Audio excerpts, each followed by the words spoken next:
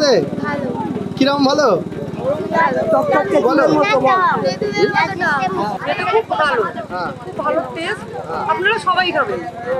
কেমন স্বাদটা কেমন? স্বাদটা খুব ভালো। কিরকম মানে কিরকম খেতে? এটা খুবই সুন্দর। কেমন খেতে কেমন? ভালো। ভালো? কিরকম লাগছে খেতে? তেঁতুলে বলো। কিরকম? ভালো। কিসের মতো খেতে লাগছে বলো? তেঁতুলের মতো টক।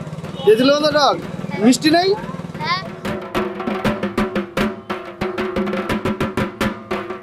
কি খাচ্ছ? গোলমোল। কেমন খেতে? তেঁতুল ফ্লেভার হ্যাঁ। আর মিষ্টি। ভালো? কেমন লাগছে? ভালোই লাগছে। তাহলে পুজোর কদিন কি এই গোলমোল পকেটে থাকবে? হ্যাঁ।